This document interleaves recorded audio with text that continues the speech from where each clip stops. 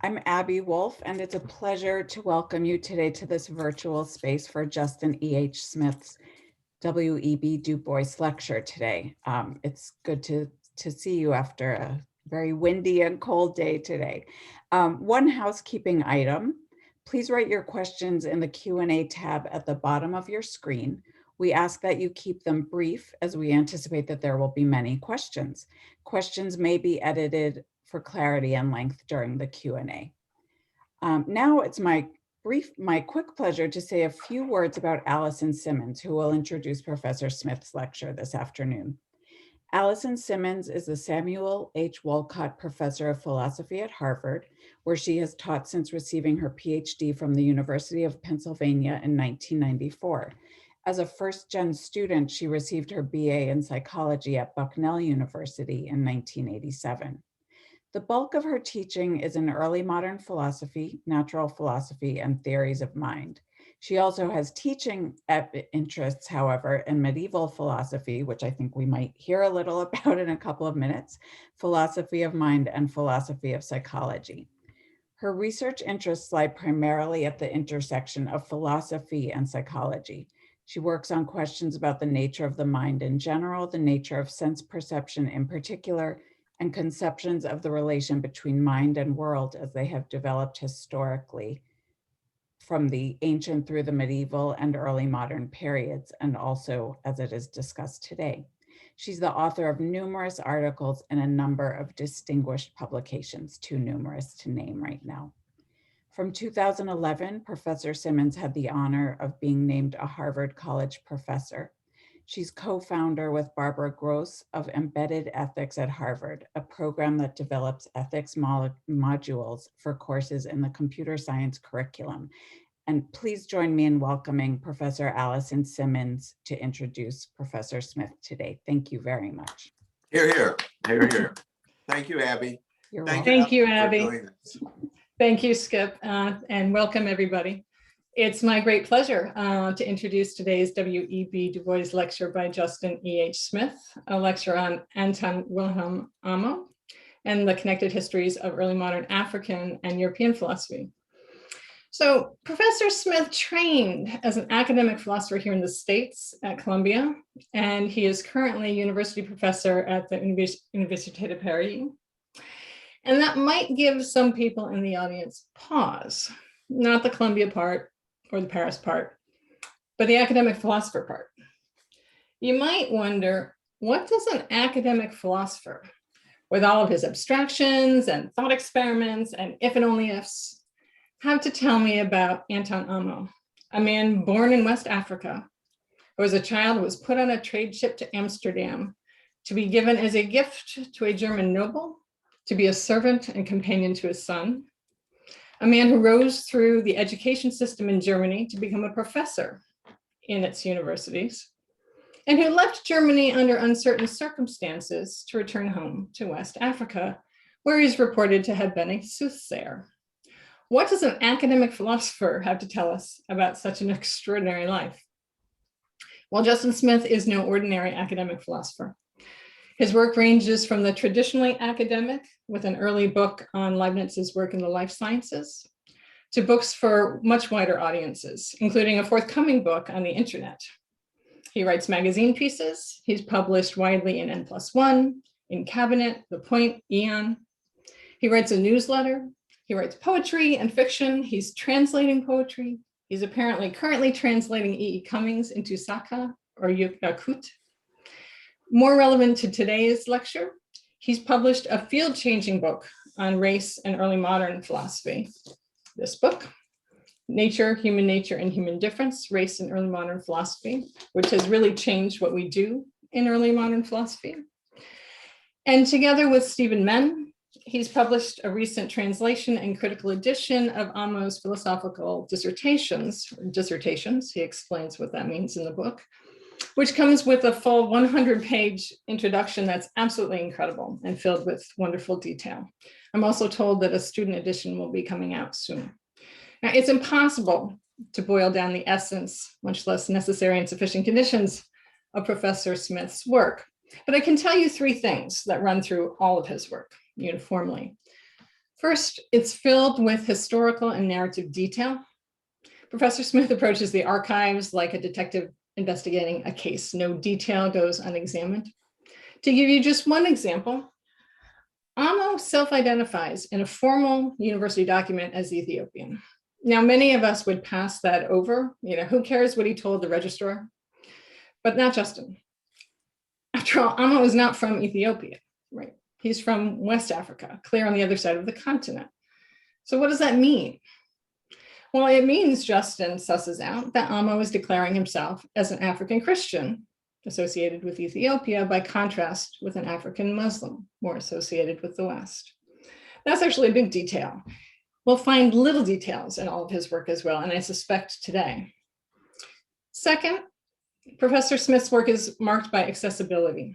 He writes not for other residents in ivory towers. He's committed to the idea that philosophy should be a public activity. And so, as I noted, he publishes widely in magazines, on blogs, and yes, on Twitter as well. And finally, Professor Smith's work is marked by a commitment to inclusion. Now, that's the polite way to put it. Better, it's marked by a commitment to knocking down some of the boundaries that all too often keep academic philosophy locked up in an ivory Anglo-European tower. His book, the last one I'll show you, The Philosopher, A History in 6 Types, explores the very question what philosophy is, or rather has been, around the world. And he does that with the express aim of, and I quote, enriching the current understanding of what the project of philosophy is, or could be, by uncovering and critically examining lost, forgotten, or undervalued conceptions of the project from philosophy's distinguished past, end of quote. Today's talk promises to display all 3 of these laudable features of Professor Smith's work as he explores the trans-regional encounter between European and African philosophy in the life and work of Anton Wilhelm Amo. Please join me in welcoming Professor Justin Smith to the Zoom room. Thank you so much for that introduction, Allison. Thanks also to everyone at the Hutchins Center. It's truly an honor and a pleasure to be here. Thanks to Abby Wolf and to Skip Gates. I'm delighted to speak with you today about Anton Wilhelm Amo, his life, his work, and the context in which he lived. I also want to thank Stephen Menn, who I believe is in the audience and who has been the without which not for everything I've learned about Amo over the past several years, and who worked with me, as Allison mentioned, on the edition of Amo's philosophical dissertations on mind and body that was published last year. So I'm going to jump right into it. This is a talk that is indeed accessible. It's for people from all disciplines or even from no discipline. I am interested in engaging with philosophy, but more importantly, I'm interested in providing you a sketch of the life of a person who has left very few documentary traces. So the way to do that, the method one needs to bring to sketching his life, is to draw out the background, context, and institutions through which he moved and worked. So I'm going to share my screen. Meant to do that before. Oh, I'm sorry, I jumped ahead. Okay, here we go. Without further ado. According to Sanjay Subramaniam, the methodology of connected history is one that positions the historian as an electrician, reconnecting wires that have been disconnected by other historians narrowly focused on discrete cultural spaces, in order to see how trans-regional movements shape the more familiar histories of these spaces. It studies the real connections and contacts of geographically separated communities, and thereby furnishes a counter-narrative to Eurocentric history, drawing out multiple local perceptions and histories in the plural. The key analytic notions of connected history are, first of all, reciprocity, which understands contact between regions as always involving a bidirectional flow of influence, and métissage, or hybridity, which rejects the conceit that any one region possesses the real version of a cultural product, or indeed of a culture, instead seeing culture itself as the product of transregional flow. Subramaniam and other innovators of the method of connected history have largely focused on material and visual culture, the trappings of medieval noble courts, or the images of the unicorn in tapestries from France to the Mughal Empire, for example, or the full Eurasian reach of the game of chess. But ideas are just as much products of culture as are tapestries and games. And thus there is nothing preventing us from extending the methods of connected history to the study of the history of philosophy. It will not be surprising to learn that philosophers, including specialists in the history of philosophy, have so far declined to do this. Under recent institutional and social pressure to diversify the philosophy curriculum, and to do so fast, philosophers have mostly fallen back on a crude and unreflective picture of what constitutes a distinct philosophical tradition. We have, mostly unconsciously, shifted from a Hegelian conception of the question to a Herderian one.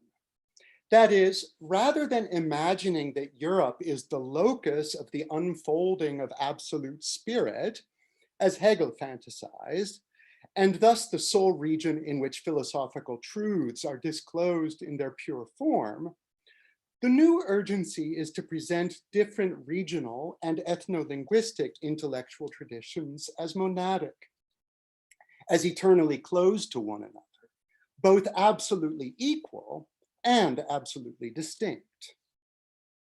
This latter approach is pedagogically expedient. It enables an instructor to reserve 2 weeks on the syllabus of an introductory course for Chinese philosophy, 2 weeks for Indian philosophy, and so on. Different cultural and regional traditions within, say, classical India are smoothed over, not to mention the particularities of class and social identity that thrust one Indian individual into a social role recognizable as that of a philosopher, but not another individual.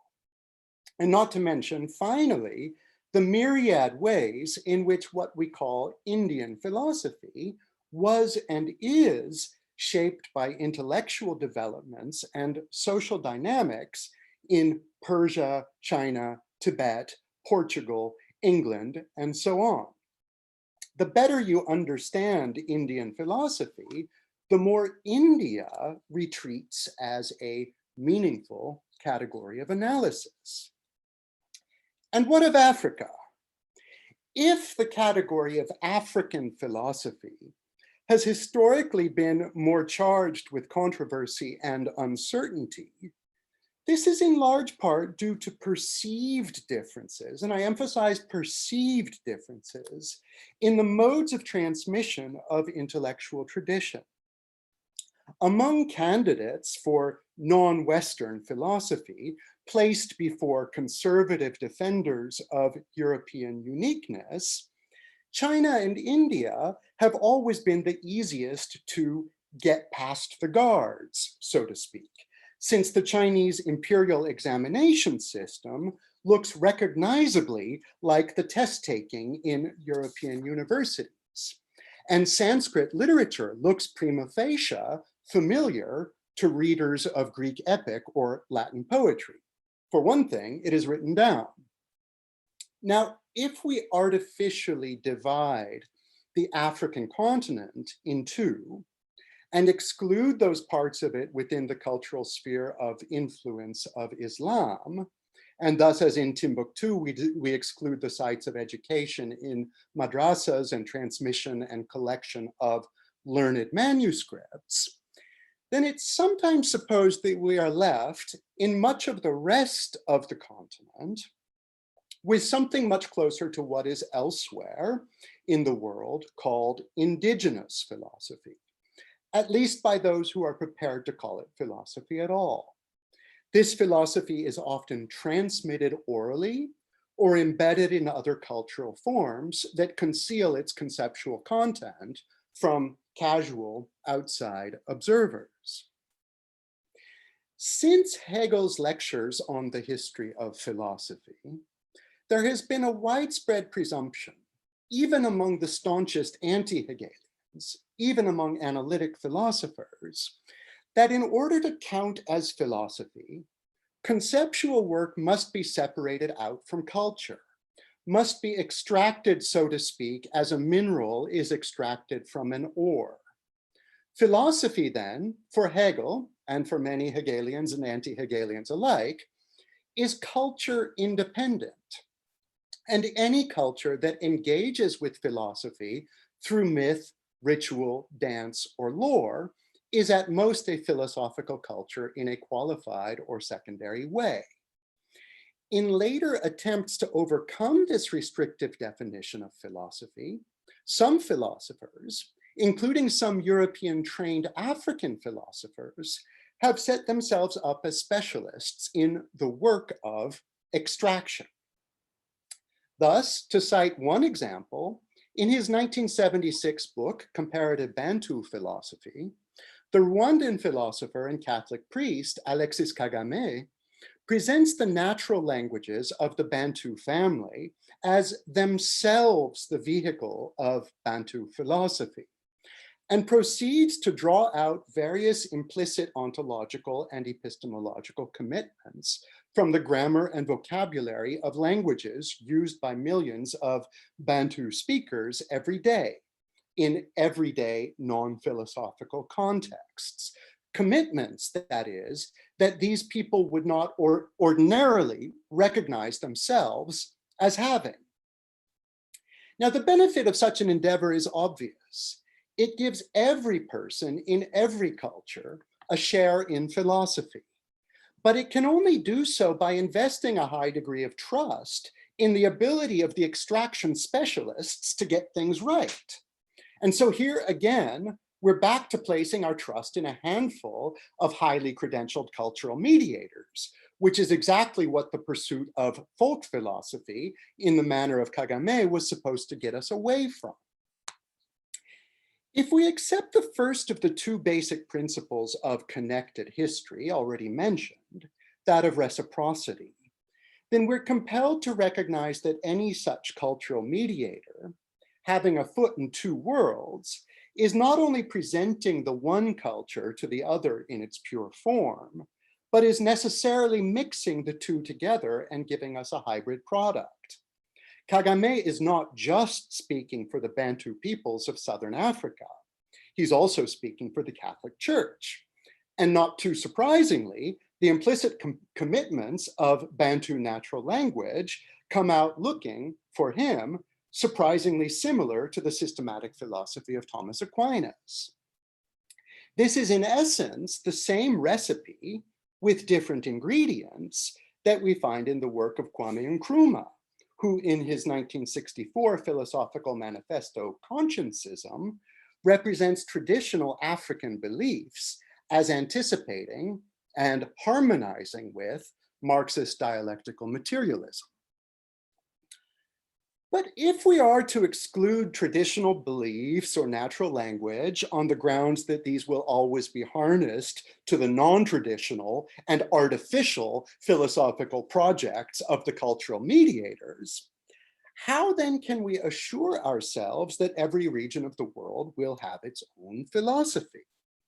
Some African philosophers have faced up to their role as hybrid figures and have posited an extremely restrictive definition of what is to count as African philosophy.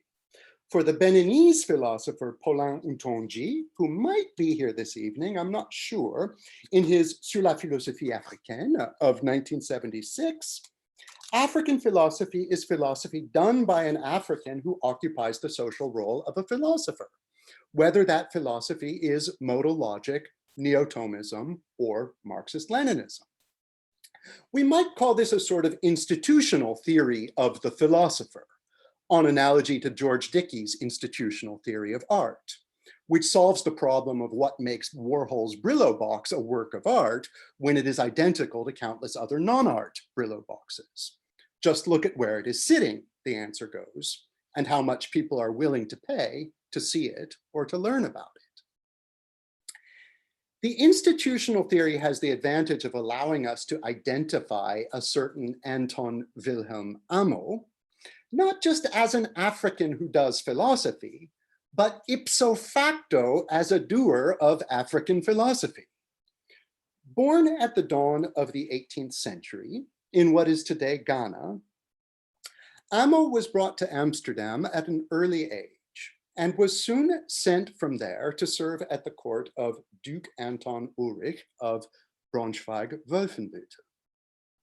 A gifted student of Latin, Amo was sent to study at the University of Halle in the heart of Lutheran Saxony, first to the Faculty of Law and then of Philosophy.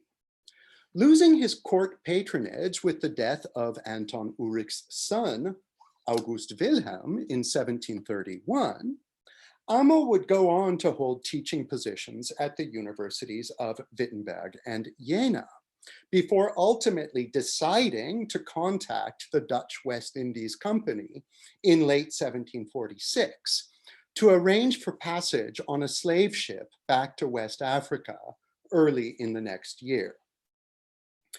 In all of Amo's 3 extant works, he does not once mention either his own African identity or anything that may remotely be considered an intellectual inheritance from his culture of origin. Amo's concerns are far too narrow and far too strictly governed by the rules of the genre of academic treatise in which he is writing, to transmit more than a small portion of what he likely knew. He is concerned in the 2 philosophical dissertations from 1734, which Stephen Menn and I have translated, to work out some of the finer points of the relationship between mind and body, drawing on the works of Daniel Sennert, Philippe Melanchthon, Jean Leclerc, and perhaps most importantly, René Descartes. In his treatise on logic of 1738, Amo enumerates the rules of proper inference and outlines a theory of hermeneutics, drawing on Aristotle, Cicero, and curiously, a number of minor late scholastic philosophers, such as the French Carmelite Augustin de la Vierge Marie, or the Cistercian monk Pierre de Saint-Joseph. If the treatise on logic is a work of African philosophy in Ntonji's institutional sense, it is more narrowly, judging only on internalist criteria, a work of academic Latinate German philosophy in the modern Lutheran university tradition, closely reflecting the curricula in place at the universities of Halle, Wittenberg, and Jena, and with a curious admixture of French Catholic late scholasticism. But if Amo himself avoids the question of his own identity, and plainly does not seek to mediate between cultures, but only to prove his full membership in his culture of adoption, this is not to say that the range of possibilities open to him, and even his eventual becoming a philosopher, had nothing to do with his African identity and with the connotations of Africanness in early modern Germany. That country, or rather that loose assemblance of duchies, electorates, principalities, margravets, and so on, remained in the first decades of the 18th century a relative backwater, years behind the fashionable trends in Paris, Amsterdam, and other metropolises more closely tied to the emerging global economy of resource extraction and forced labor. So if by the 1730s in Paris, les philosophes such as Pierre-Louis Maupertuis were treating the black skin of Africans as a natural historical curiosity, in Wolfenbüttel, Halle, and Jena, an African was more likely to be received not under a label that highlights skin color, but rather as a Moor, a complex and polysemous term that can suggest either adherence to Islam or political subjection to the Roman Empire, as in the province of Mauritania. Or, just as often, Amo will be read in Germany as an Ethiopian. This term is only loosely associated with the East African country of that name. It is sometimes used to refer to African Christians in particular, or to Black Africans in contrast with Arab or Berber North Africans. But more generally, it is used in reference to learned Africans, or to Africans who are seen as carrying into the present day a wisdom tradition that extends back to deepest antiquity.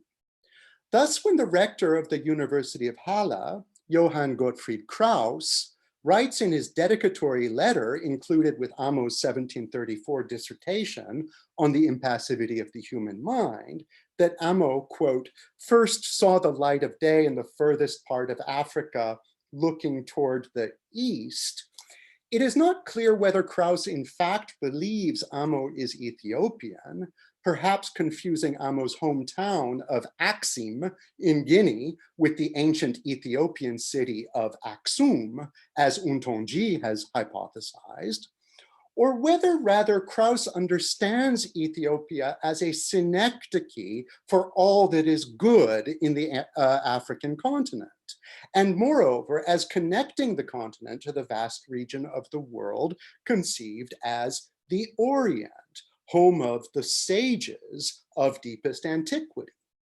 Significantly, in early modern Germany, it's common to place the ancient gymnosophists, the naked philosophers attested throughout Greek literature, who were most likely, in fact, the giants of India with whom Alexander the Great came into contact, instead in the ancient kingdom of Ethiopian Kush. Significantly, long before Amo arrived at Wolfenbüttel, a much younger Duke Anton Ulrich was hard at work writing a novel entitled The Roman Octavia, which took place in that fictionalized kingdom of Kush and featured Ethiopian royalty among its key characters. In the story, the children of the Roman elite are habitually sent to Ethiopia to study under the tutelage of Ethiopian sages. So the image of Ethiopia as a land of particular nobility and wisdom is indeed already cultivated in Heliodorus's 3rd century novel, An Ethiopian Romance, which serves as a sort of template for what we might rightly identify as a strain of Philo-Africanism in early modern Germany. Like the Philo-Semitism of the same era, which led to the new intellectually hybrid movement of Christian Kabbalism and works like Christian Knorr von Rosenroth's Kabbalah Denudata, Philo-Africanism, like Philo-Semitism, was romantic more than it was egalitarian, hardly took the object of its interest on its own terms, and in retrospect seems ever on the brink of swinging from admiration to hostility, from love of the other to hatred of the other.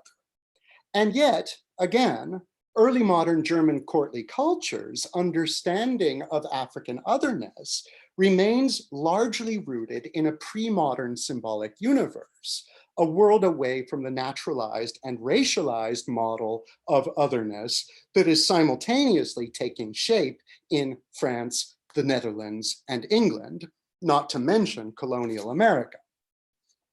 In short, if in Paris the icons of the High Enlightenment, such as Maupertuis or Voltaire, would have delighted in responding to reports of the accomplishments of a Black philosopher with mockery and dismissiveness, in Halle, not only was the figure of the African philosopher perfectly plausible, but much more than this, the African philosopher, in the guise of the Ethiopian sage, was the embodiment of the philosopher par excellence.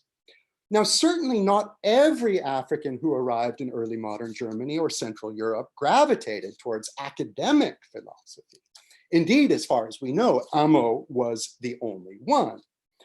But the existence of this cultural representation does help us to explain both how Amo ended up at Halle and also the respects in which his life is not a one-off exception to everything else we know about the early modern Afro-German experience, but in fact runs in parallel to the trajectories of a number of other court Moors in roughly the same region and era. As to this latter point, it is important to correct a certain common presumption according to which Amo broke the mold for the African court servant. In fact, his life course resembles, in unmistakable ways, that, for example, of Avram Petrovich Gannibal. And unfortunately, if you do a Google image search on Amo, it's Gannibal who often turns up. Gannibal was Tsar Peter the Great's godson and would eventually rise to the rank of general in the Imperial Russian Army, making important contributions as a military engineer. He's also Pushkin's great-grandfather. Still closer is Angelo Soliman, born Madimake, a court servant at Vienna who became one of the most high-ranking Freemasons in Europe. Soliman, who died in 1796, much later than Amo, and whose body was stolen after his death by the Natural History Museum of Vienna and studied as a natural historical curiosity, straddles the two eras we are considering. In his life, if not in his death, he was perceived as a bearer of a sort of wisdom tradition, of the same sort that in its more demotic forms would filter down to the arabesque and orientalizing flourishes even of 20th century fraternal organizations, such as the Shriners or indeed the Moorish Science Temple of America. Now, again, and of course, there is nothing Oriental about West Africa. Yet an important element of the symbolism of the Central European court was borrowed from an idealized and largely imaginary representation of the neighboring Ottoman Empire, which, recall, in 1683 had extended its reach all the way to the gates of Vienna.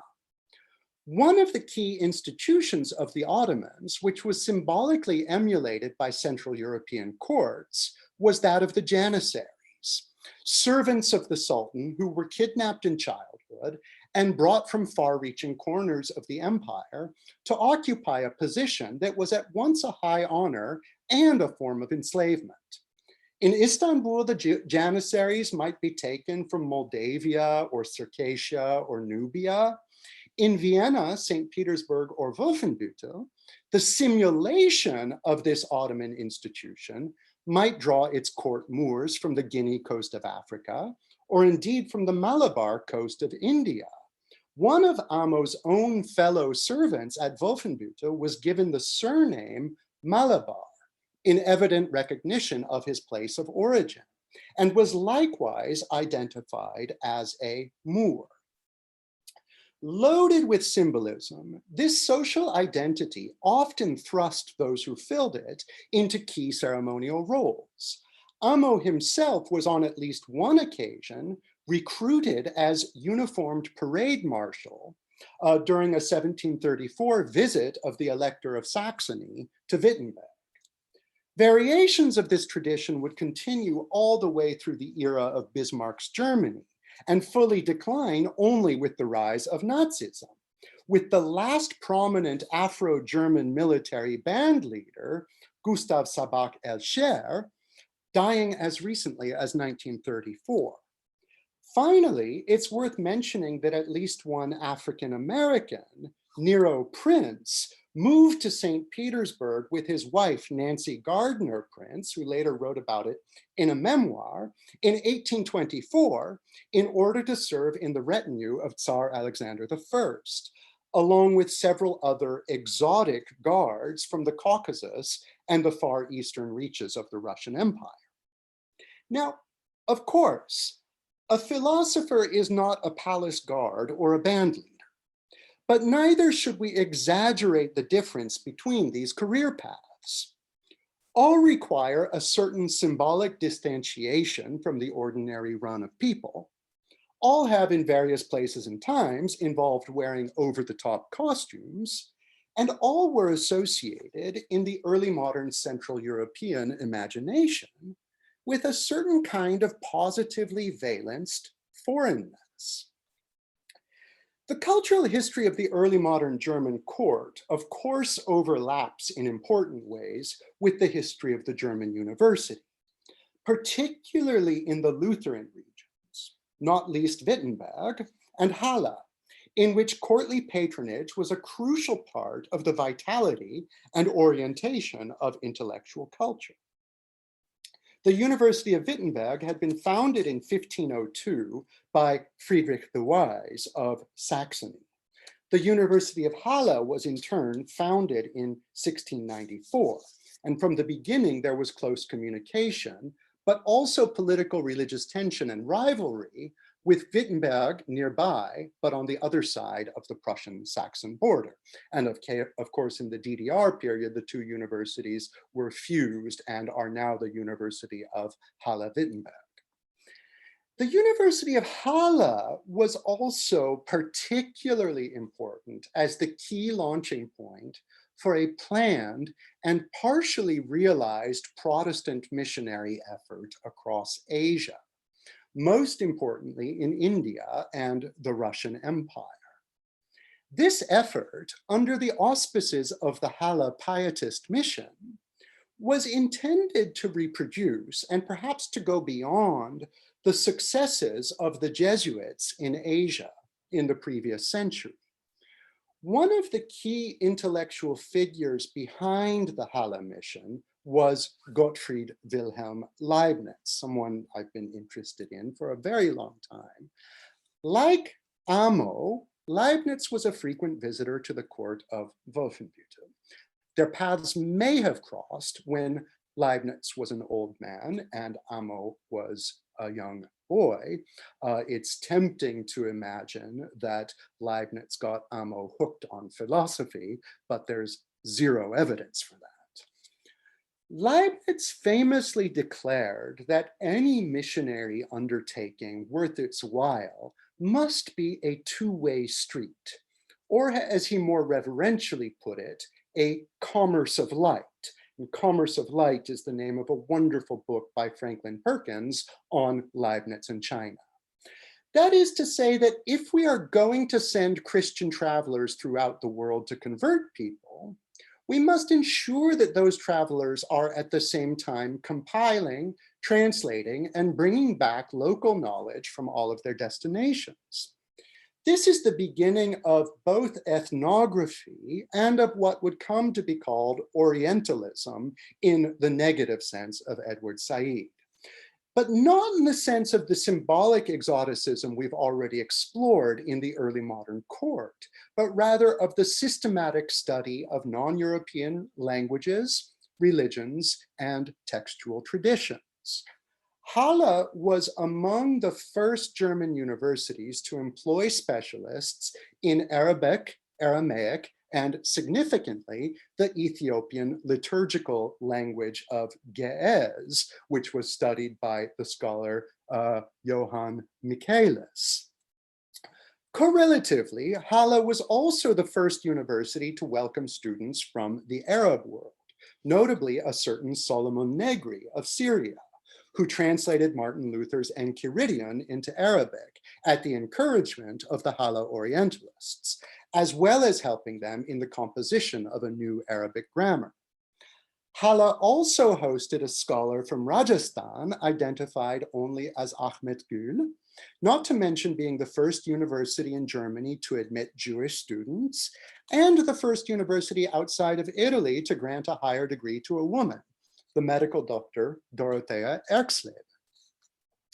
Now, it's into this unusually open environment, whose very raison d'etre was in some respects to speak across borders, geographical, linguistic, cultural, and otherwise, that Amo arrived as a law student. He's consistently identified by others at Halle as a baptized Moor, which marks him as less foreign in important respects than the Muslims and Jews, with at least one of whom, Moses Abraham Wolf, we know Amo established an enduring friendship. Coming in second place behind his Christianity as a marker of social identity is Amo's Latinity. Already in the 16th century, the Spanish-born African poet Juan Latino, that is to say John the Latin, established the template for a certain kind of redemptive erudition for Africans in Europe. To know Latin is to inscribe yourself in the tradition of European humane letters, just as baptism inscribes one in the tradition of Holy Scripture. Both humane letters and the faith, moreover, are seen as having, again, deep roots in Ethiopia, at once in the lore regarding an ancient philosophical kingdom located there, and in the largely true perception of the antiquity of the Ethiopian church. In this respect, when an African in early modern Germany is baptized and, as it were, Latinized, this could be interpreted as a reconnecting with one's roots, rather than the crossing of a boundary of civilizational clash.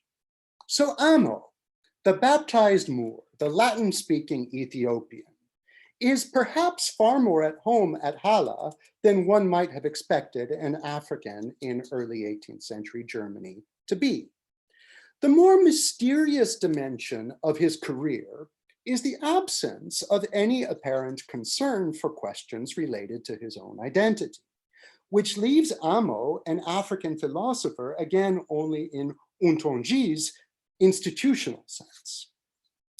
Amo worked in an intimate intellectual milieu that would likely have permitted him to explore and to share the forms of knowledge he may have brought with him from his own.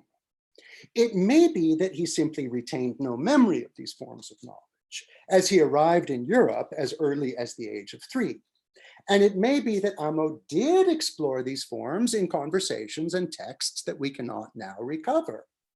Indeed, we know that his first treatise, a legal dissertation presumed lost, was defended in the law faculty at Halle in 1729 under the title On the Right of Moors in Europe. But even this work cannot simply be presumed to concern Amo's own personal plight. We know from summaries of the work and from contemporaneous Halle periodicals that Amo's legal writing reflected the content of seminars being taught in the law faculty the semester prior, principally concerned with the legal status of the subjects of African kings, according to Emperor Justinian's 6th century Corpus Juris Civilis, which continued to serve as the basis in ancient Roman law for the legal system of the so-called Holy Roman Empire, which, as Stephen Jay Gould nicely pointed out, was in fact none of these things. Contrary to what has sometimes been argued, there is no evidence that Amo's law dissertation offers an argument against slavery in general, or that it takes the term Moor to be synonymous with slave, or even that he thinks of his work in this field as having anything to do with his own situation. He may simply be developing a term paper, so to speak, from his course with Professor Johann Peter von Ludewig on Justinian's Code. We know that the boundaries between the faculties at Halle, particularly law, medicine, and philosophy, were extremely porous.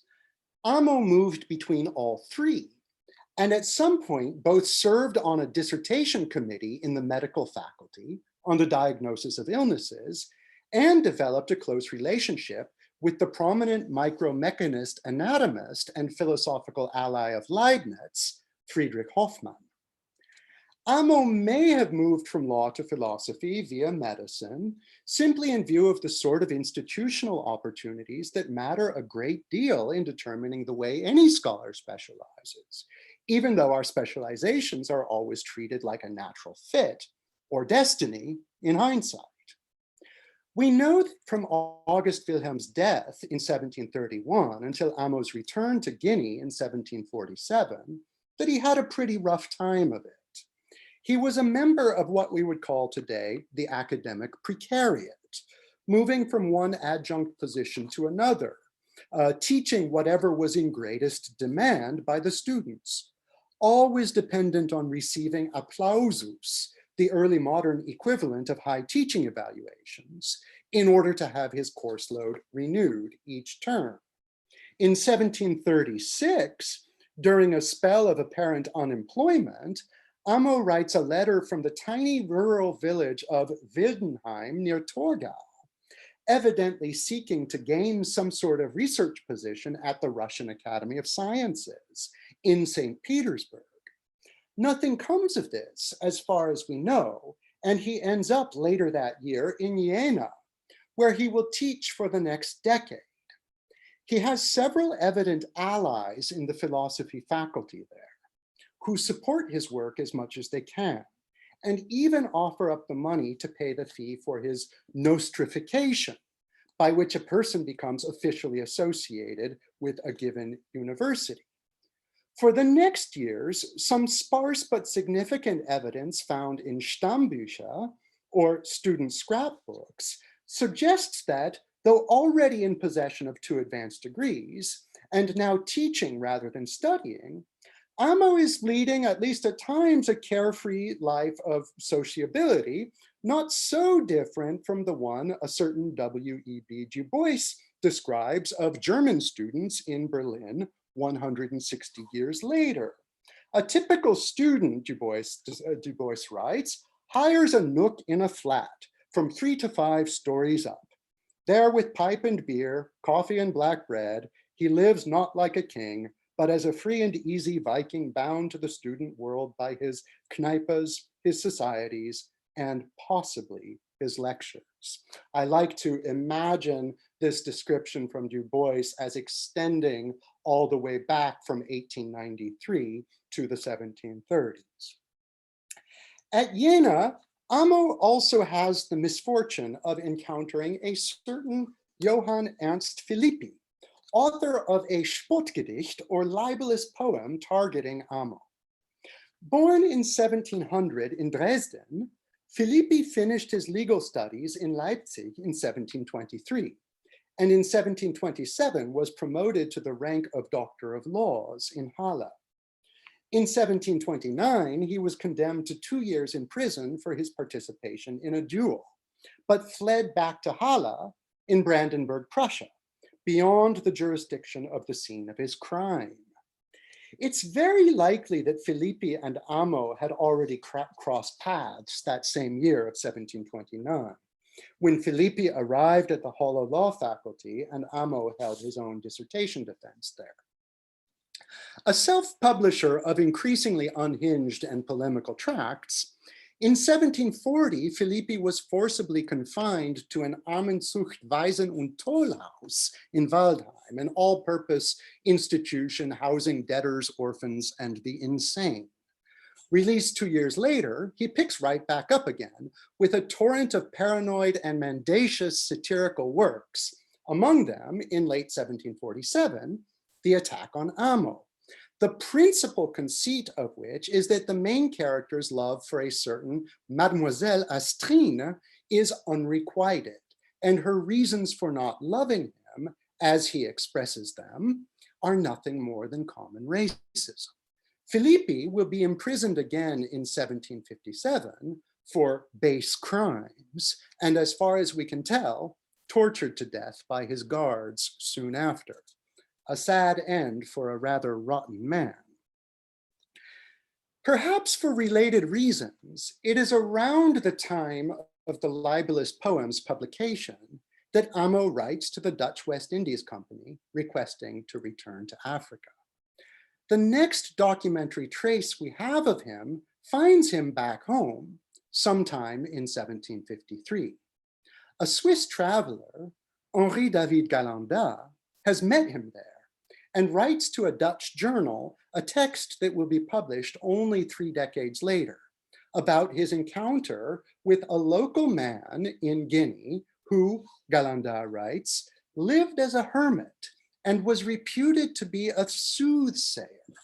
He spoke various languages, Hebrew, Greek, Latin, French, High and Low German, was very learned in astrology and astronomy, and was a great philosopher. End of quote. Now, this description suggests that Amo may have acquired or reacquired the Nzema language to which he would have been exposed in early childhood, as he would not have been able to gain the reputation ascribed to him without the ability to communicate with local people, though he may have been telling the fortunes of Europeans as well, or of Europeanized Africans. It's not certain. Whether or not this is so, whether or not he was reintegrated fully, what interests me in this final testimonium from a rather poorly documented human life is what it might tell us about the connected histories of philosophy in early modern Europe and Africa.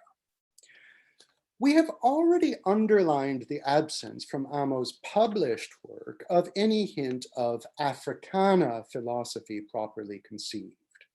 And at first glance, the discovery that he returned home and found work there as a soothsayer might remind us of some unfortunate colleague of William James who, kicked out of the psychology department at Harvard, ends up on the carnival circuit selling elixirs with dubious claims about their cognitive benefits. But is it really such a downward slide as that, career-wise? One further bit of documentary evidence belies our possible presumptions about the cognitive dissonance between the two worlds, between the supposedly traditional belief systems one could have expected to encounter in Africa and the supposedly formal and rigorous institutionally embedded philosophy Amo could have been expected to learn and to transmit in Europe. This document, namely, is a 1736 description of a sort of intro to philosophy course that Amo taught at the University of Jena, in which he promises, ever in search of applausus, to teach, and I quote, parts of the more elegant and curious philosophy, including physiognomy, chiromancy, geomancy, commonly known as the art of divination, purely natural astrology, which is opposed to cryptography, decifratory, or the art of deciphering. End of quote. Now, for any philosophy professor who complains today that curricular standards are slipping, it might help to remind them that in early 18th century Germany, you could teach palm reading in a philosophy classroom.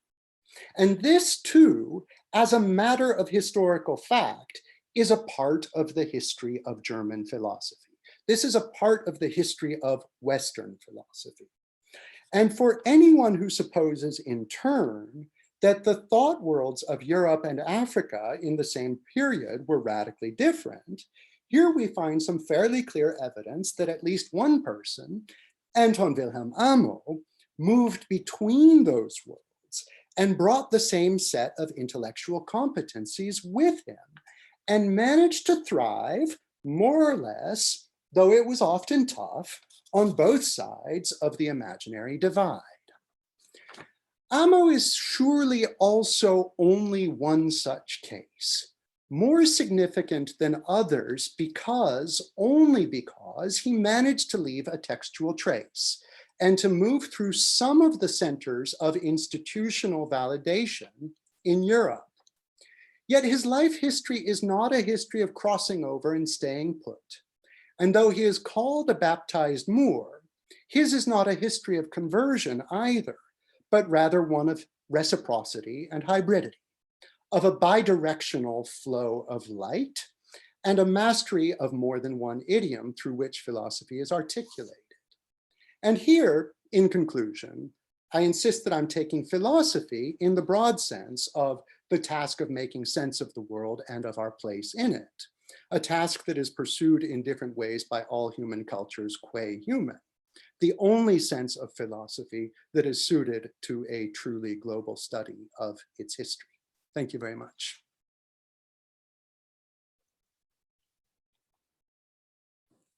Marvelous. Wow, man, that was fabulous. Thanks. That was great. Thanks. I'm a man, but I learned 10,000 times more than I knew before. That was smoking. And Amo's successor, Kwame Anthony Appiah, Amo II, is in the room, and we're going to. Oh, he's here. Oh, great. Yeah, good. Yeah, we're going to highlight him in a minute. I don't know, Pauline. I don't think Pauline Huntanji's on, but oh, that's too bad. Yeah, the time he's in Benin. The time difference is great, so that makes sense. Allison, would you like to ask the first question? I would, Skip. Justin, it's compelling that you want to find this bidirectional and hybrid exchange of traditions in Amo. And I'm curious about that course that you mentioned at the end. Because what I'm wondering is this: is the teaching of palm reading and chiromancy and physiognomy and that sort of thing, you want to link it to African philosophy, but is it that, or is it German? Was it taught in other German institutions? And if so, was it more what one might call folk? Is it more a kind of even possibly more universal form of thinking or philosophy considered generally that we find in lots of places? So how distinctively African could it be? Okay, so that's an important clarification. My intention here is certainly not to hypothesize or to speculate that what was going on in the classroom in Jena in 1736 was a transmission of distinctly African intellectual traditions. Rather, my intention is to collapse the supposed boundary between the kind of conceptual practices that go on under the banner of philosophy within European institutions on the one hand, and the folk practices that supposedly go on the geographical margins on the other, right? This is still speculative. Again, I said basically everything we know. I showed you the whole course description. I cut it a bit short. It does rhyme with some other things we know about the general kind of Charivari, anything goes atmosphere of the early modern German university. I mean, I've been reading Du Bois's autobiography in preparation. Even the late 19th century German university was still kind of a chaotic scene, you know, with students frequently being so disruptive that class had to be canceled, and professors, well, they banished the tip jar system by then, but when Amo is teaching, he still has a tip jar on the desk. And so this, you can see what the kind of bad effects that this might have. It leads to a general kind of anything goes environment in the classroom. I'm assuming, in fact, that the chiromancy that went on in that classroom was of a popular German variety, right? And I don't know from the brief description that Galanda gives what sort of soothsaying is going on in Fort San Sebastian either. Right. All I want to do is collapse the distinction. Great question, Allison. Justin, before I ask Anthony for his comments and question, before I forget, You didn't mention the Ethiopian eunuch. When you were talking about Ethiopianism, as it were, broadly construed, and the Ethiopian scholar. And for those of you who don't know, who are on, well, I'll tell you a funny story that Anthony knows. Many of the Gateses were Episcopalians, and they went to St. Philip's Episcopal Church. And everywhere I went, there was a St. Philip's Episcopal Church, and it was Black.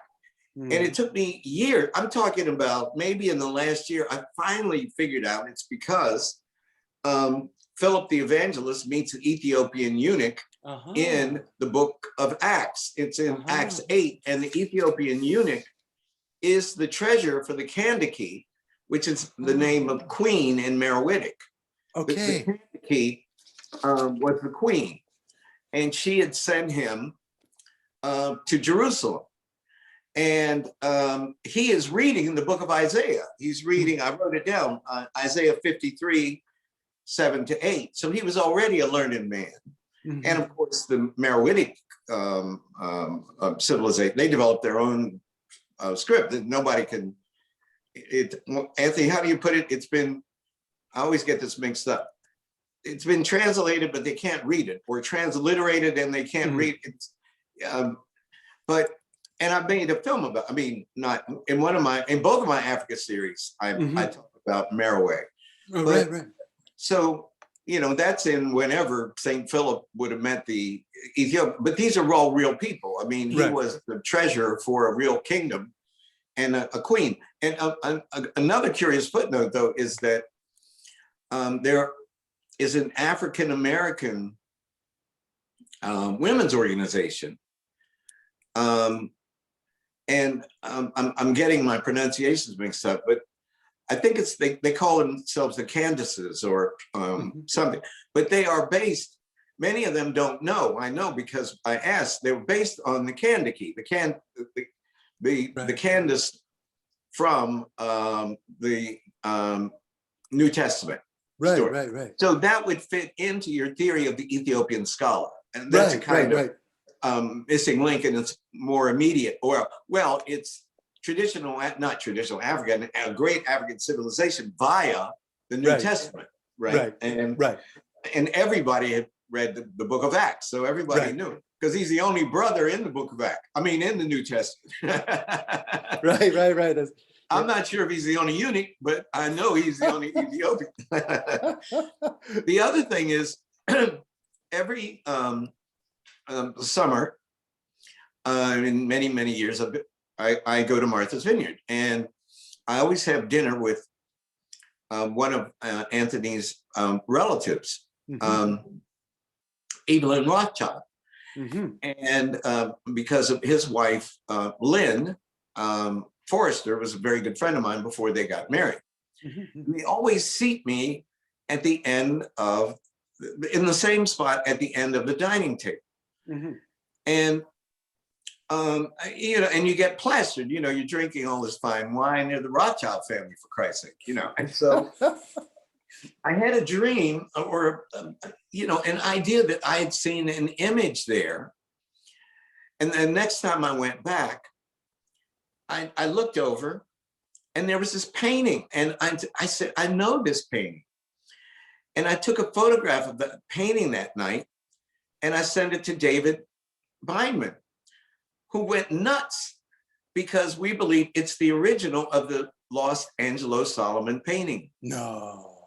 Yes. No. How did it end up in Martha's Vineyard? That's crazy. No, he ended up in the home of Evelyn Rothschild. Okay, that's not so crazy. Yeah. And the Rothschild family ended up on Martha's Vineyard. So they flew it up. Lynn flew it up in their plane and met at Boston Logan with, Abby can tell you, someone from the art gallery, the Fogg Museum, I think, to try to date it. I mean, but they wouldn't let them have it to make sure. And so every year now I tell the story of Angelo, and you know, you left out the most important part. He was stuffed. Yeah. He was not, and when I tell my students this in the beginning of the first class in what used to be the intro to Afro, I talk about the most powerful Black man in all of Europe in the 18th. He knew Mozart. He rewrote the rules of the Masonic law. He made it more academic. The whole thing I lay it on.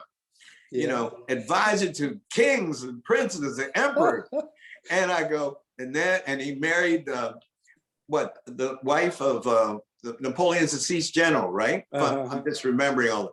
And I said, and then I come back to him and I go, and when he died, they stuffed him and put him in a museum, man. And people go, the students just fall out. And then I play a clip from Get Out. Jesus. And I said, that's quite a pairing, yeah. And I say, the purpose of this class is to teach you, how to get in the basement and get out, or how to advise the emperor without ending up stuffed in a glass box in a museum. Anyway, I think that the Ethiopian unit strengthens your case a little bit about as it were, Wilson Moses called Ethiopianism, by which he meant something. Yeah. There's so many pathways to reinforcing the same point, but I really appreciate these additional ones that you suggest. Kwame. Hello, that was a great talk. Thank you very much. Thank you. Yeah. So I had one thought I had was just, you were, the reference to chiromancy was a suggestion about ways in which the forms of thinking that Amo met when he went back to the Gold Coast were not quite so different from European as, as I think we're inclined to suppose now. I think that's true. So one thing that might be interesting to try and do is to look into the archives of West African travelers to see whether there are accounts of what for example, the priests of the Nzima priests, what sort of accounts of their social roles and activities, because there were,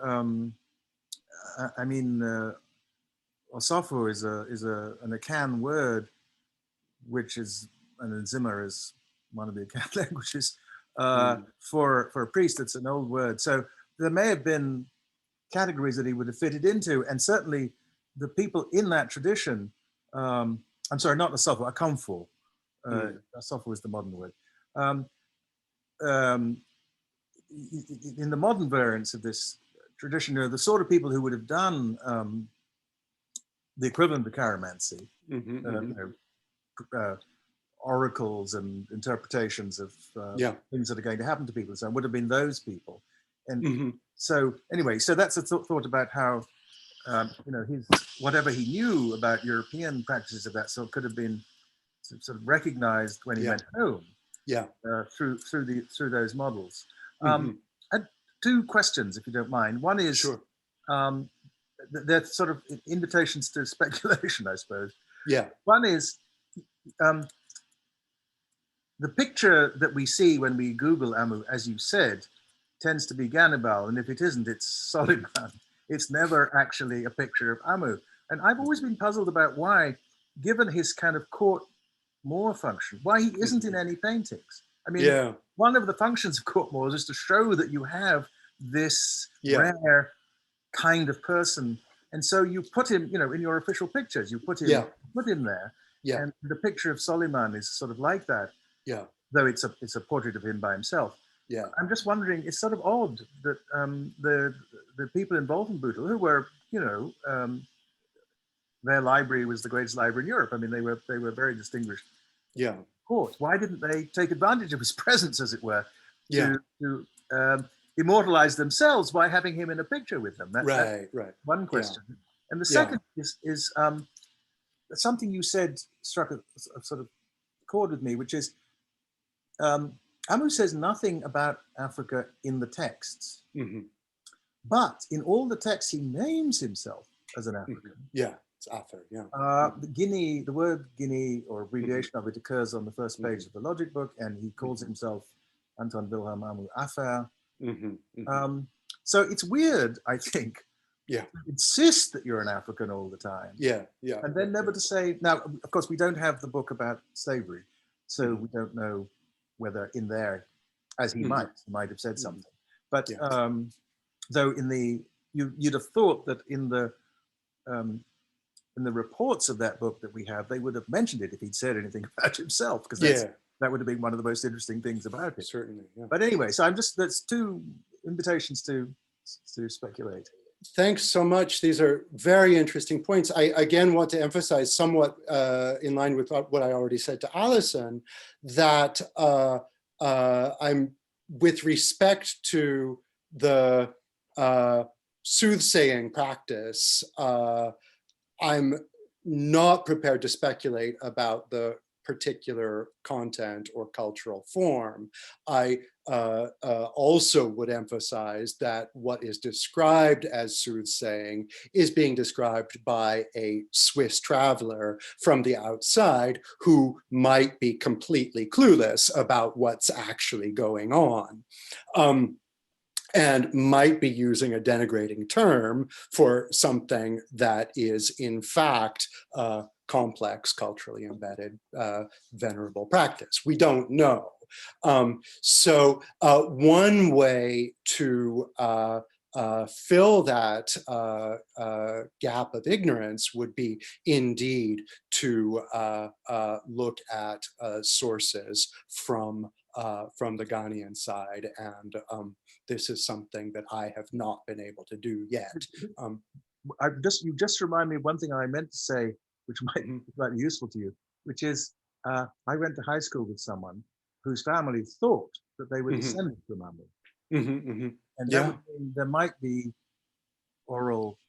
This is something that Burkhard Brentjes, the great East German Amo scholar, emphasizes, that he, on his visits to Ghana, kind of, high ceremonious invitations by Kwame Nkrumah, indeed also interviewed descendants who claimed that they had an undiluted transmission of oral knowledge across the generations about Amo's life. And Brentjes also confirms that there's no reason to doubt this. And so that's a level of advanced Amo research that I have not done yet, but I'm looking for. I could put you in touch with Hugh Kwashi, who's the person. Would love to, yeah. I would love to do some post-pandemic research of that sort. The other thing is, I would say that indeed there is a frequent mention of Africa in Amo's name, but one gets the sense that this is truly functioning as a surname. I mentioned the South Asian court servant whose surname was Malabar, right? And another thing to point out is that in the university registers, typically next to the student's name, it will say aus Meissen or aus Leipzig or aus Dresden. So to say that this person is from Guinea is perhaps just filling a box, right? And is not necessarily a voluntary statement on Amo's own part. Okay. Did Amo and Capitan know each other? Do we know? No, that's an interesting question. That's someone else I was going to talk about today, Jacobus Kapitein, who was another Ghanaian in Europe, was a theologian and a pastor of the Dutch Reformed Church, who wrote a treatise in 1741 called On Slavery Not Contrary to Christian Liberty. It's quite likely that Amo was supposed to do what Kapitein ended up doing.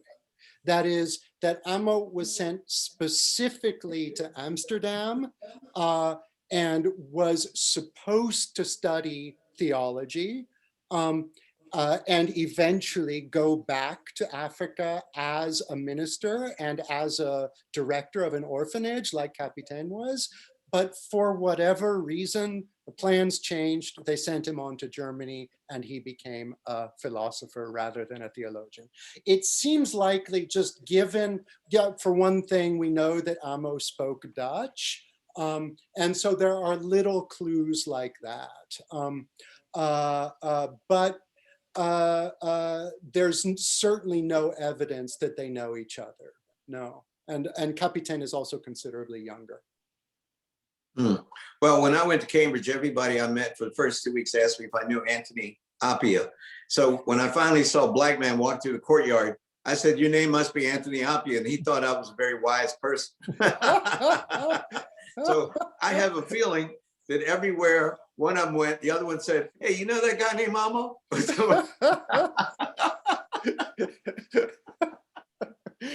Wait, so it was Anthony Appia? Yeah, of course. And it was Amo. And Amo and Capitaine, I bet they heard about each other, man. You know. They must have known each other, known of each other, yeah. But look, no, it's impossible. It's impossible that they met in Europe. They might have met in Africa after Amo's return. It's possible. Yeah, because they both went back to the Gold Coast, right? Yeah. Anyway, questions. Abby, will you curate the questions? Sure Thank will. you, Justin. Oh, Thank you, oh, Anthony. Thank you. Thanks to both of you. That was fascinating. Thank you. I learned a ton, of course, outside my field very much, but I learned a lot.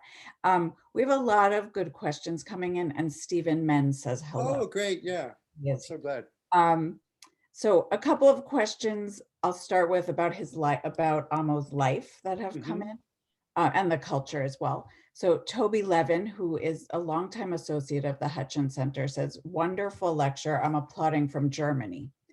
Did I hear correctly that Amo was only 3 years old when he arrived in the German-speaking world, and that Germans were not devoid of fear of Black people in their folk and fairy tales, but institutional racism as we know it didn't exist? Therefore, in a possible parallel to Pushkin, is it appropriate not to be surprised that such a brilliant thinker would have been mainly accepted and promoted through the highly competitive German university system?" Okay, there are two questions there. I'll separate them out. We don't know exactly how old Amo was when he arrived. We know the name of the captain of the ship. His name is Baudel.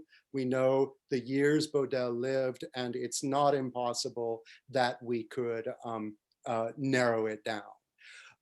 What we do know is that Amo is baptized in Wolfenbüttel in 1707. And that is, and we suspect that he is around 7 years old at the time, and likely spent some time in Amsterdam before that, but it's all very fuzzy. There's nothing definitive in terms of dates. And I think, one other clue, and this is something Stephen can confirm, translating his Latin, there are little hints in the Latin that he is, so to speak, thinking in German, right? That he's using a Latin that displays an underlying syntax of German. So for all practical purposes, we can suppose that German is his native language, which also helps to figure out what might have been going on in his early life. Now, I mean, I don't know, I always feel a bit hesitant making definitive statements about whether or in what year Germans became racists. I mean, it's a really hard question.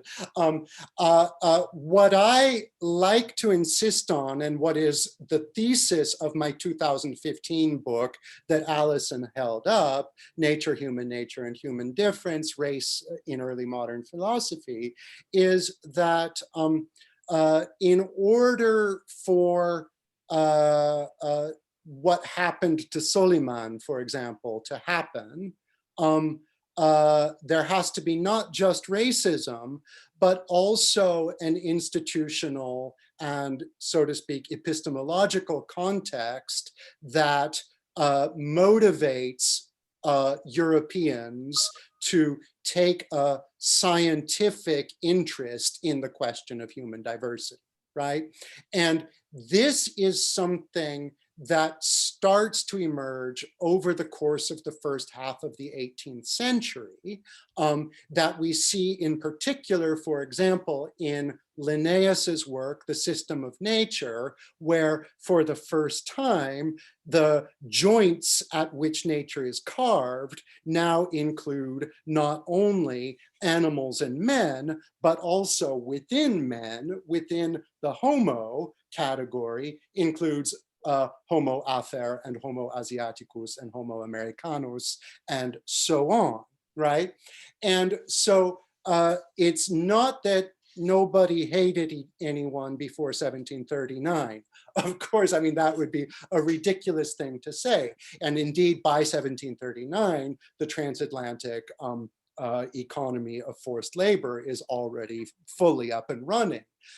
What I do want to say, though, is that there remained in the relative backwaters of Central Europe what I'm calling a pre-modern apprehension of human difference, according to which the primary and by far most salient category by which difference is measured is not how you look, but whether you're baptized or not, right? That is far and away the most important criterion of judgment. And that is an important fact about Amo's early life in Germany, I take it. That's all I wanted to say. Okay. Thank you. And Stephen Mann pointed out in the in the Q&A chat that Gallandot says Amo was about 50 in 1753, but that's the right. only. Yeah, that's another bit of evidence. Thanks, Stephen. I'm trying to monitor a couple of things at once here. But here's a question from Dwight Lewis. Oh, great. Yeah, Dwight, hi. Okay, good.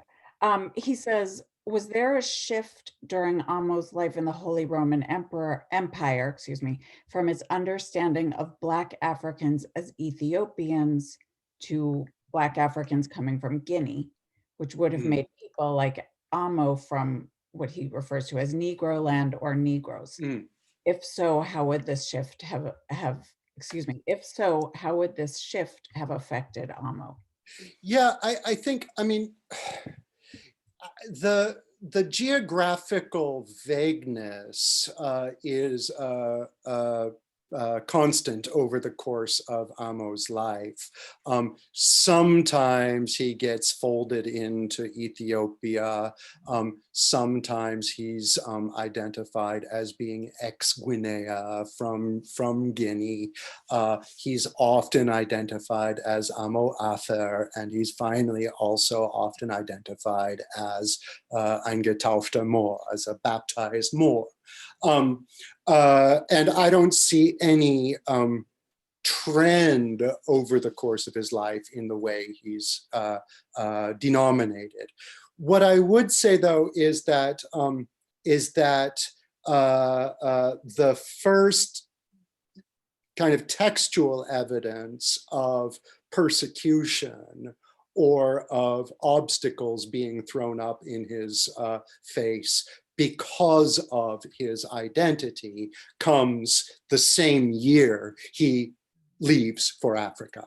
And that's why Burkhard Brentjes, the great East German Amo scholar, in his 1976 book, it's called Der schwarze Philosoph in Halle, the Black Philosopher of Halle,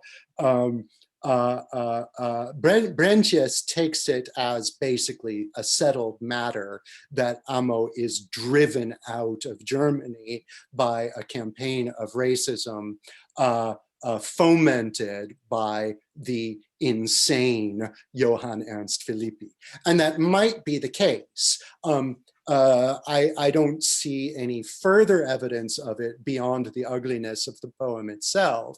And indeed, that poem, as I've said, is the first textual evidence of any persecution that we have. Okay, thank you. Here's a question from, I hope I'll pronounce your name correctly, Professor. This is Professor Bonaventure and Decum writing from Berlin. Oh, Thanks great. for the lecture. I came in a bit late, so I might have missed something. And I think that he didn't miss what he's what he's asking about. So I'm putting the question to you. This is a comment, I would have appreciated much more on Amo's writing and his philosophy itself, since you have translated 2 of his major works. With Amo, people tend to focus on his very spectacular biography and omit his even more spectacular philosophical work. So I think I'll turn that comment into a question that maybe many of us have. Can you talk a little bit more about the content, about what Professor Bonaventure is saying makes his philosophy spectacular? Sure, absolutely. I made a tough choice for this talk because I knew I was going to be speaking to a wide interdisciplinary audience. I didn't want to force you to run through deductive arguments and so on. And I mean, that maybe that is one way to start. Amo's philosophy is brilliant and original. It is also very representative of a genre of academic writing that is not easy to access, and that is, except for the treatise, the logical treatise of 1738, the 2 dissertations that Stephen and I translated are meant as companion texts for oral defenses, right? And so if they feel like they're not giving you a lot of meat, that's because they're not really supposed to on their own. The treatise of 1738 is his magnum opus. It is, among other things, a very impressive exposition of a theory of hermeneutics, which will, of course, become very important in 19th century German philosophy. And it also gives significant evidence of being kind of a course reader. That is, the treatise on logic contains the sequence of topics that Amo would typically teach in a logic course, probably not in a palm reading course. And it runs through the theory and practice of syllogism and a number of the typical fallacies of logic. And in many respects, it hews closely to what one would have expected to be expounded. In the 2 philosophical dissertations on mind and body, by contrast, the ones Stephen and I translated and published with OUP last year, he argues for a thesis of a kind of radicalized dualism. The title itself already gives away, the title of one of the treatises itself already gives away quite a bit of what's going on the impassivity of the human mind. This is, so to speak, a refutation of a Cartesian style view that external bodily causes can bring about transformations in the state of the mind in any way. And this, in other words, there can be no passions of the mind for Amo. And this is required, Amo thinks, in order to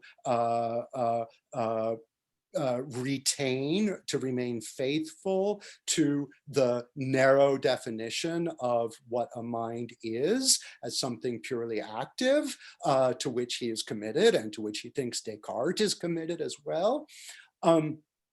In the other direction, however, mind-body action, that is the mind causing the body to transition into action, is a possibility for Amo. So this is the narrow argument of the two philosophical dissertations. He pursues it through a sort of logical deduction, and also occasionally what we would consider appeals to authority, including the authority of scripture, which might disappoint some philosophers, but didn't evidently disappoint the rector of his Lutheran university. He cites Martin Luther, he cites Philippe Melanchthon.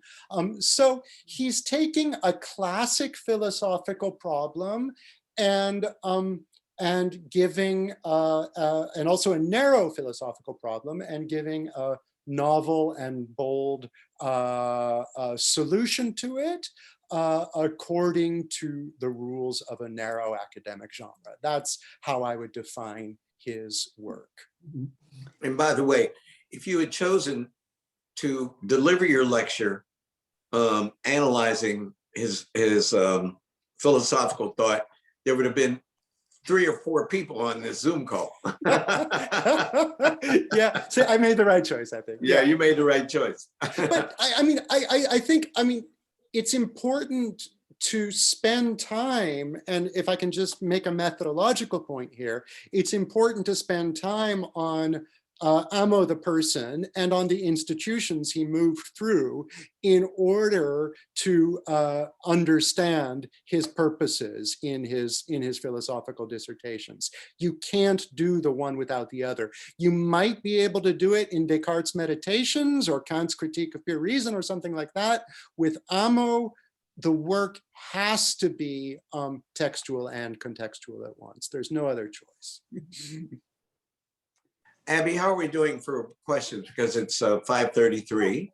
A couple, like 2 other questions. Can you take them? Okay. I can. Why I don't don't have it. Why don't you ask them both together, and then Justin can respond. Okay, they're kind of connected to one another too. So Jonathan Egged says, Oh. okay, I keep assuming that you're going to know these questions. Yeah, I know all these people. Yeah. They're very learned questions. What are the units of a connected history of philosophy? If one advantage of looking at the history of philosophy in a connected way is that it stops us from oversimplifying an idea of African, Indian, or Western philosophy, are we then limited to drawing conceptual or material connections between particular texts? Or is there an intermediate sized object, an institution or a philosophical school that can, as it were, serve as the wire for an electrician to try to connect? So that's about how do we connect histories of philosophy and schools of thought. And then Yuval Cheek, I hope I pronounced your name correctly, given the bidirectionality of the transfer of intellectual and cultural products between cultures, do you think it is possible to individuate philosophies of different peoples in a meaningful way? Can we be satisfied with individuating cultures? And I'll say that last question is something that we kind of think a lot about at the Hutchins Center through our, for one example, through our Image of the Black and Western Art project, which is very much about that kind of movement that, what the Black body represents as, how the Black body represents movement across European borders and Africa. Right. Anyway, so those are two hefty questions for you. Yeah. Okay. Where to start? I think I'll start with Jonathan's, and it's great. Hello to both Jonathan and Yuval. I'm happy to see you both here. Jonathan Egid, it might interest some of you to know, is doing some interesting work on a 17th century Ethiopian philosopher named Zara Yaqub, who poses a particularly difficult methodological challenge in that we aren't sure whether he existed or not. There's been a century of hot debate as to whether his manuscripts are not, in fact, a 19th century Italian Hegelian fraud. Now, I don't know the relevant language and I'm not going to say anything about it, but I agree with Jonathan that this is almost like a next level challenge to take on the phenomenon of Zara Yaqub, because we are forced to confront the question whether it matters whether he existed or not. And one of the things that strikes me about, let's say Zara Yaqub existed, he is known for having written some treatises that mirror in astounding ways at roughly the same time the introspective method of radical doubt of René Descartes, right? And so take that as an example of challenge, like how is this possible? Well, again, if he existed, we know that he claims, as I recall correctly, Jonathan, he claims to have been interacting with Portuguese Jesuits, right? And it's not impossible that they were talking to him about spiritual exercises in the tradition of Ignatius of Loyola and others. So we have to ask ourselves, is the same kind of vibe that that spread from Iberian spiritual practices in the 16th century to French philosophical practices in the following century, is it possible that that spread not just from Spain to France, but also from Spain to Ethiopia? It seems perfectly possible to me that indeed, yes, it could have spread. Now, what's missing here is obviously a smoking gun, right? And what we really want is that thing that is going to permit us to say, to stop saying, of course, I'm just speculating here, but before we say anything, right? But in the absence of that, it seems to me, and I did a bit of this with my chiromancy stuff, I did it again with my Zara Yaqub and the spiritual exercises stuff, it seems to me that a perfectly legitimate way of doing transregional connected history of philosophy is asking the question of possibility. Yes, we're speculating, but is what I'm speculating about a real possibility, or is it not? Now, some things are obviously not real possibilities. Hugo Grotius thought that the Aztecs were descended from the Norwegians. He was wrong, and that falsifies any apparent similarity between European and Mesoamerican traditions that Grotius thought he was seeing, and so on and so on. But there are other speculations of possibility that get reinforced over time, again, even without smoking guns. So you need that kind of healthy, responsible speculative spirit to do this kind of work, I think. So that's one thing. Yuval, I think I'm getting your question right, but I also want to emphasize, though, that the spirit of connected history, as I'm trying to bring it to bear on the study of the history of philosophy, and as I understand it in historians like Sanjay Subramaniam, who work on other things like games or tapestries, the spirit of connected history is one that is anti-Herderian. And what I mean by that is Herder famously said in his debates with Kant about about racial difference. Herder is the one who said, why are you asking why Africans are Black? Why did you never stop and ask why Europeans are white? Why is the European the default? Africans are doing their thing in Africa. Germans are doing their thing in Germany. There's no ground for comparison. And there's also, of course, no ground for bidirectional flow, right? Herder is a kind of communitarian. Sometimes he's called a soft nationalist who conceptualizes cultures as more or less discretely bounded off from one another. And obviously, there are virtues to Herderian communitarianism, and certainly in his polemic with Kant, Herder is the side one is inclined to cheer on. But what I wanted to caution against in this talk and in other works that I've written is that that's not going to cut it for the study of the history of philosophy, because what we always find is that philosophy is being shaped by large-scale processes that are beyond the horizon of the campus or even of the country the campus is located in.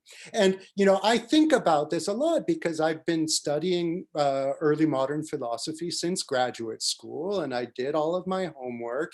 And it was only about 5 years out of graduate school that I started to think, wait a minute, early modern philosophy coincides with the rise of political and economic importance of the Americas. Is this relevant to understanding what people were talking about in early modern philosophy? And once you start asking that question, it's like, of course it is. It's the most important thing that is shaping what these guys are saying, whether they know it or not, right? And so, I mean, that's kind of like a clanging note to end on. But again, what I want to suggest is that going forward, as the philosophy curriculum is decolonized and de-Eurocentrized and so on, it will be good for philosophers to use other models for thinking about the non-European than a kind of imaginary museum of crystalline self-contained displays, right? Because in fact, what we have is more like a constant flood washing over all of them, and so that's what I want to emphasize. Thanks. The crystalline display brings Angelo Solomon back to mind.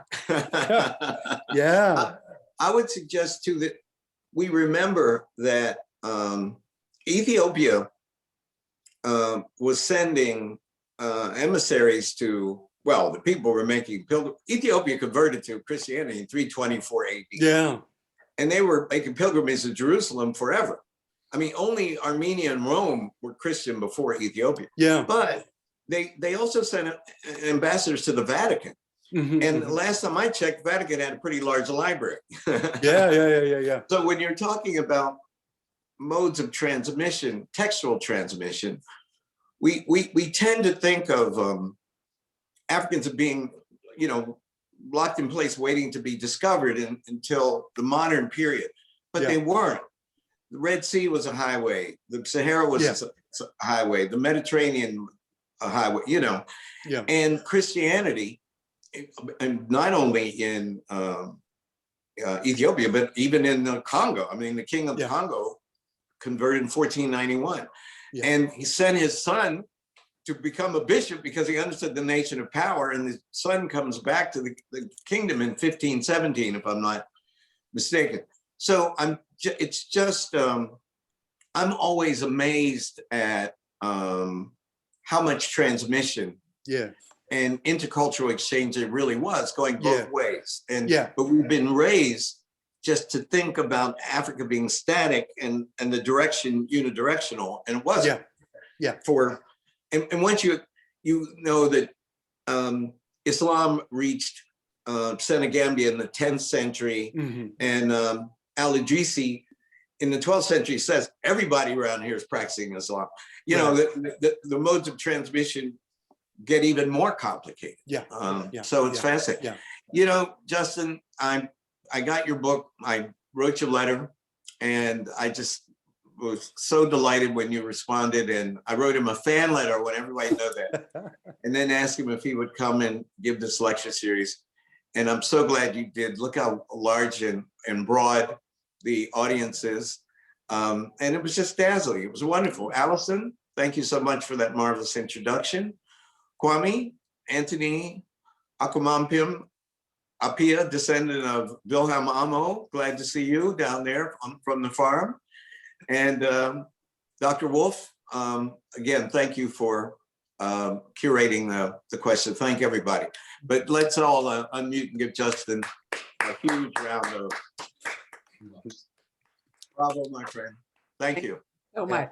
Thank you so much. I had a great time, and it was a pleasure to be here with all of you.